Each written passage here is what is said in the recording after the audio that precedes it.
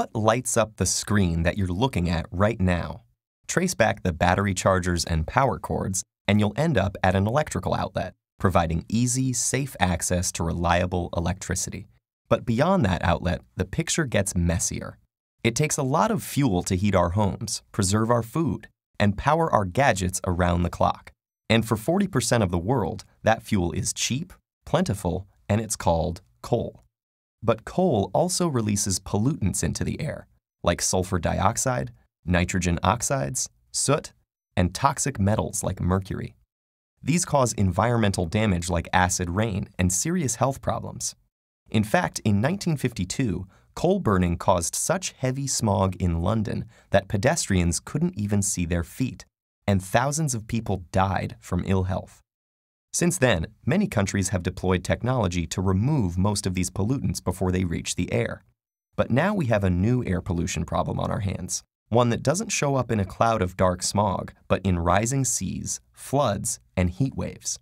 It's global climate change, and again, the main culprit is coal. It's responsible for 44% of global carbon dioxide emissions, which trap the sun's heat in the Earth's atmosphere instead of letting it escape. So now the question is, how do we remove that bad stuff as well? That's the idea behind cleaner coal. Creating cleaner coal is really about trying to contain its ill effects with the help of special technologies that make the end product more acceptable. Just like the most intriguing superheroes often have their own dark powers to overcome, so we can try and keep coal's negative forces in check. But why don't we just exterminate coal if it takes that much effort to clean it up? Simply, coal is extremely valuable to us, and it's easy to come by. Compressed underground for ages, coal holds chemical energy from plants that were fed by the sun hundreds of millions of years ago, long before humans evolved. That makes coal energy dense, meaning it can be burned round the clock. It's also cheap if you ignore the pollution costs, and should last us through the end of the 21st century. We've already got all the infrastructure in place for harnessing its power. And globally, although countries are making a move towards energy from cleaner and more renewable sources, there's no sign yet that coal use is slowing down. In fact, as of 2012, over 1,000 new coal plants have been proposed, mostly in China and India. Since, for the time being, coal is here to stay, experts say that if we want to reduce its emissions impact on the atmosphere and slow down climate change, we'll have to think of creative ways of reducing coal's destructive power. To do that, we need to strip it of its foul forces, all that toxic carbon dioxide that causes havoc in the atmosphere. Then we need to store this CO2 somewhere else. This mission is called Carbon Capture and Sequestration, or CCS. And as if carbon dioxide were some evil genie we didn't want to escape, once it has been separated from coal, we've devised ways to banish it underground. We can do this by injecting it deep into the earth or by placing it deep under the ocean's surface. Stripping away coal's negative elements can happen in three ways. First, and most commonly, as coal burns, the exhaust gas can be mixed with a compound called monoethanolamine.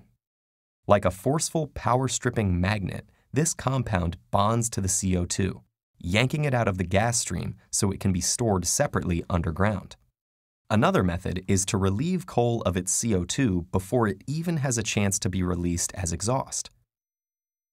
In this process, steam and oxygen swoop in to the rescue to convert coal into a special product called syngas, made up of carbon monoxide and hydrogen and some CO2. Zap that with some water vapor, and the carbon monoxide gets converted into carbon dioxide, which can be isolated. The leftover hydrogen gas is then used as energy to generate electricity, so there's an added bonus. A third technique exposes coal to pure oxygen instead of burning it in air.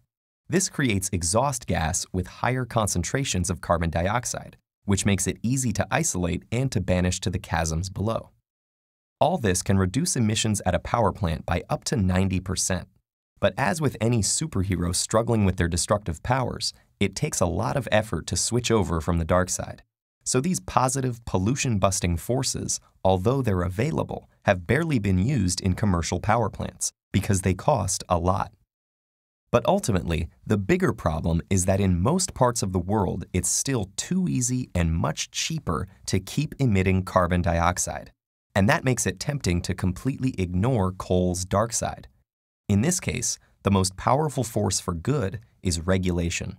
The rules that can restrict the amount of carbon dioxide emitted from power plants and make energy companies around the world wary of what they put into the air.